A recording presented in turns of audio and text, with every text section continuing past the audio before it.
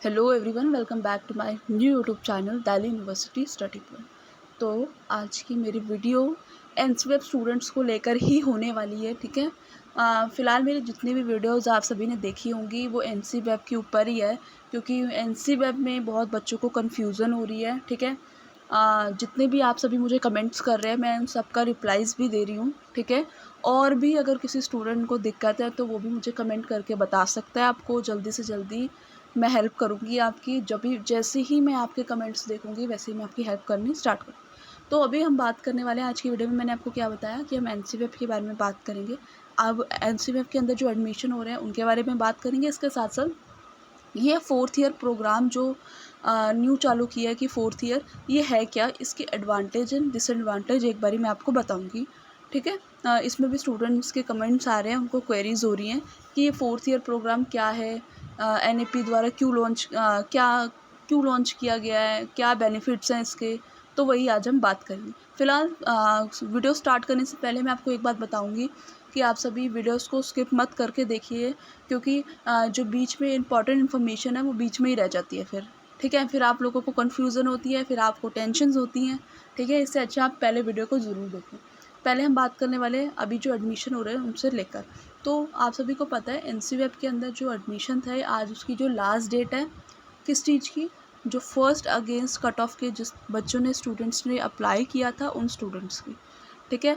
तो आप सभी फ़ीस भर दीजिए। बहुत से कमेंट्स मुझे आ रहे हैं कि मैम हमारी फ़ीस का ऑप्शन नहीं आ रहा। तो देखिए, आप सभी को मैं एक बार बता दूं, आप सभी को क्या करना है, पहले तो अपना अपडेट गूगल कर लीजिए।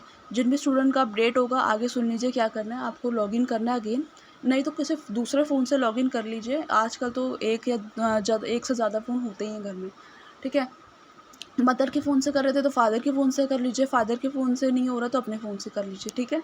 तो आप लॉगिन करेंगे उसके अंदर, और लॉगिन के अंदर आपको एप्लीकेशन में जाके स्टेटस चेक करना है। देख लीजिए कभी कभी क्या होता है कि कोई चीज़ डॉक्यूमेंट फॉर एग्ज़ाम्पल अगर आपके रिजेक्ट हैं तो उसके वजह से आपको फ़ीस का ऑप्शन नहीं आएगा।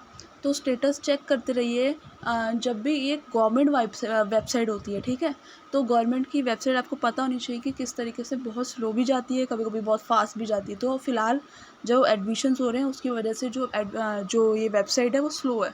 तो कभी कभी अगर कोई वो क्वेरी रेस करते हैं तो वो दिखता नहीं है पहली बार में या फिर दूसरी बार में, वो धीरे धीरे करके आपको शो करता है। तो इस वजह से आपको देखना है, आपको स्टेटस चेक करना है अपना। ठीक है। और जिन भी स्टूडेंट्स ने फ़ीस भर दी है तो टेंशन लेने की बात नहीं है, आपकी सीट्स जो है वो सिक्योर हो गई है। और इसके साथ साथ अभी आपको कहीं नहीं जाना, आपको कॉलेज से मैसेज आएगा। ठीक है। जब कॉलेज से मैसेज आएगा तब अपने डॉक्यूमेंट्स लेके जाइएगा, जो जो वो बोलेंगे। आपको पहले क्या होगा, आपका जो नंबर जो आपने वेबसाइट में डाला होगा एडमिशन करते वक्त, उसी नंबर पे आप सभी को क्या आएगा, एक नोटिफिकेशन आएगा। व्हाट्सएप मैसेज आते हैं, कभी कभी जीमेल आती है। तो अपना जीमेल और व्हाट्सएप नंबर जो है एक्टिव रखिएगा वो वाला। ठीक है। तो अगर कोई और भी क्वेरी आ रही होगी आपको तो मुझे कमेंट में बता देना। ठीक है। अब हम बात करने वाले हैं कि ये 4th ईयर प्रोग्राम क्या है। देखिए, ये पिछले साल से स्टार्ट हुआ है, एनईपी द्वारा स्टार्ट किया गया है। मैं इसका बता दूं कि बेनिफिट क्या है। पहले हम बेनिफिट की बात कर लेते हैं। देखिए, 4th ईयर करने का ये बेनिफिट है कि अगर आप हायर डिग्रीज़ के अंदर जाना चाहते हैं, यानी कि हायर स्टडीज़ करना चाहते हैं, तो इसके लिए आपको 4th ईयर स्टूडेंट्स मोस्टली कर रहे हैं। जो स्टूडेंट्स हायर स्टडीज़ करना चाहते हैं, फॉर एग्ज़ाम्पल पीएचडी करना चाहते हैं या फिर प्रोफ़ेसर का कोर्स करना चाहते हैं, प्रोफ़ेसर बनना चाहते हैं, तो वो बच्चे क्या कर रहे हैं कि 4th ईयर कर रहे हैं। ठीक है। और 4th ईयर से आपको क्या होगा कि अगर 4th ईयर के total CGP like first year, second year, third year, 4th year, इन चारों की अगर आपकी टोटल मिला के 75% या 75% से ऊपर गई आपकी सीजीपीए, तो आप सभी को क्या है, पीएचडी के अंदर डायरेक्ट एडमिशन दे दिया जाएगा।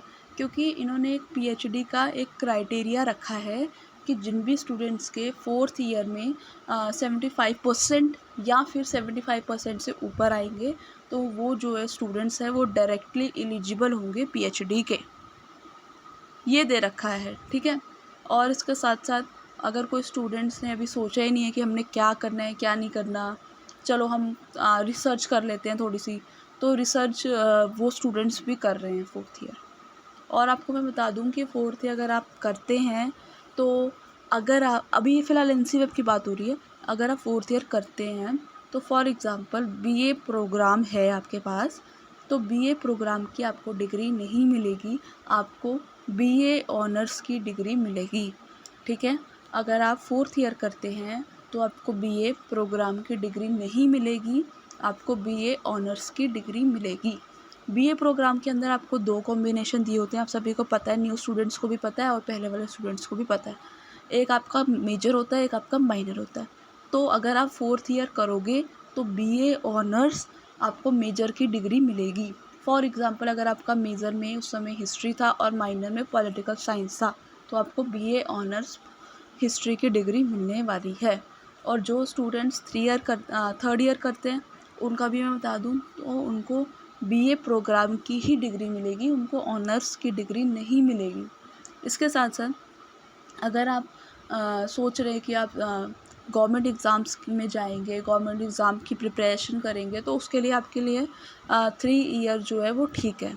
ओके, 3 साल ही कर रहे हैं जो भी स्टूडेंट्स को गवर्नमेंट एग्ज़ाम्स देने हैं, लाइक एसएससी और जितने भी कॉम्पिटिटिव एग्ज़ाम्स होते हैं, तो वो सभी उनके लिए थर्ड ईयर मतलब 3 साल की ग्रेजुएशन ठीक है।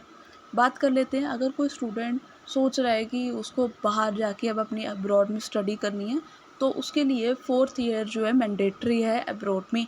फॉरेन कंट्रीज़ के अंदर फोर्थ ईयर इज़ मैंडेटरी, उसके बाद आपका एडमिशन देखा जाता है। ठीक है, अब बात हम कर लेते हैं कि अगर कोई स्टूडेंट रेगुलर के अंदर कर रहा है, तो रेगुलर के अंदर तो उनके पास, जैसे फॉर एग्जांपल किसी स्टूडेंट के पास रेगुलर के अंदर बीए ऑनर्स पहले से ही है, तो उसे फोर्थ ईयर करने पे बीए ऑनर्स रिसर्च की डिग्री मिलेगी। ठीक है, तो यही था जो फोर्थ ईयर है, फोर्थ ईयर करने के बेनिफिट्स भी हैं और जो नहीं भी हैं, तो वो आपके अकॉर्डिंग है कि आपको क्या करना है। ठीक है, आपको आगे क्या करना है, आगे फ्यूचर में जाकर प्रोफेसर बनना है, तो प्रोफेसर के लिए जहाँ तक कि मुझे लगता है अभी तक, बाकी आप अपने अदर रिलेटिव अपनी टीचर्स वगैरह का ले सकते हैं सलाह फोर्थ ईयर के लिए, बट जहाँ तक कि मैंने पूरा क्राइटेरिया चेक किया है, ठीक है, तो यही मुझे लगा कि फोर्थ ईयर करने का यही बेनिफिट है। अब्रॉड जा सकते हैं, ठीक है, या फिर जो बच्चे सोच रहे हैं कि हमने आगे कुछ सोचा नहीं, तो वो बच्चे फोर्थ ईयर कर लेते हैं। ठीक है, और तीसरी बात जो मैंने आपको पीएचडी की बताई, और फोर्थ ईयर अगर आप करते हैं तो आपके पास जो एमए सॉरी आपके पास जो पीजी की डिग्री है वो 1 साल की ही करनी होगी आपको आगे, यानी कि अगर कोई स्टूडेंट एमए एमकॉम अगर करना चाहता है, अगर उसने फोर्थ ईयर कंप्लीट कर लिया, तो 1 साल की ही आपकी एमए मानी हो जाएगी। बट मैंने क्या देखा, अभी मैंने एनसीवेब के अंदर भी देखा और अभी मैंने एस12 के अंदर भी देखा, एनसीवेब के अंदर 1 ईयर एडमिशन जो है आया ही नहीं है। ठीक है, वही बात कर लेते हैं एस12 की। बहुत बच्चों ने सोचा चलो एनसीवेब को करने के बाद हम एस12 से कर लेते हैं, school of open learning. But हमने क्या देखा कि थोड़े टाइम पहले उसका भी एक प्रोस्पेक्टर आया था, ब्रोशर आया था, बट चेक किया तो पता चला कि उन्होंने सीट्स जो है 30-40 बस इतनी सीट्स रखी हैं एमए के लिए, एमकॉम के लिए 40 सीट्स रखी हैं। देखिए बच्चे इतने सारे हैं, थाउजेंड्स के अकॉर्डिंग बच्चे हैं, और सीट इज़ 30-40 बस। तो ये चीज़ जो है वो बिल्कुल ठीक नहीं है गवर्नमेंट की, कि पहले आप सभी स्टूडेंट्स को बोल देते हैं कि फोर्थ ईयर करोगे तो आपको ये बेनिफिट्स मिलेंगे, और बाद में आप बेनिफिट्स भी प्रोवाइड नहीं करते स्टूडेंट्स को। तो आप सभी जो भी स्टूडेंट्स थर्ड ईयर कंप्लीट कर लिए, वो सोच समझ के अपने पेरेंट्स रिलेटिव्स जो भी पढ़े लिखे हैं उन सब की राय लेकर उसके बाद ही आप फोर्थ ईयर कर लीजिएगा। देख लीजिए आपके टीचर्स क्या कह रहे हैं, क्या कहते हैं, तो उसके अकॉर्डिंग करिएगा। बाकी जो भी बेनिफिट्स और जो भी इसके डिसएडवांटेज थे वो सभी मैंने आपको मेरी वीडियो के माध्यम से समझा दिए। ठीक है, अगर आपको कोई भी दिक्कत आती है या फिर कोई भी क्वेरी अभी भी समझ नहीं आई या फिर मैंने बताई नहीं, तो एक बार आप मुझे बताइएगा कमेंट में। ठीक है, और इसके साथ साथ मेरे चैनल को ज़्यादा से ज़्यादा शेयर, लाइक और सब्सक्राइब कीजिए ताकि और भी स्टूडेंट्स को हेल्प मिल सके। ठीक है, और बात कर लेते हैं सेकंड कट ऑफ की, एनसीवेब की। सेकंड कट ऑफ 3 अगस्त को आने वाली है। ठीक है, तो वेट करते हैं सेकंड कट ऑफ का कैसी आती है, देखते हैं। ठीक है, और मेरी प्रीवियस वीडियो में मैंने आपको एक एक्सप्लेन भी करा था कि विड्रॉल का क्या क्राइटेरिया है। तो उस विड्रॉल के क्राइटेरिया को ध्यान में रखते हुए अब जिन भी स्टूडेंट्स को लगता है कि उन्होंने विड्रॉल करना है, पर क्राइटेरिया ज़रूर देख लीजिएगा, मेरी वीडियो देख लीजिएगा कि मैंने उसमें कैसे आपको एक्सप्लेन किया। स्पेशल ड्राइव में कौन से बच्चे एडमिशन ले सकते हैं वो भी बताया मैंने उसके अंदर। तो एक बारी आप वो वीडियो भी देख लीजिएगा। Thank you.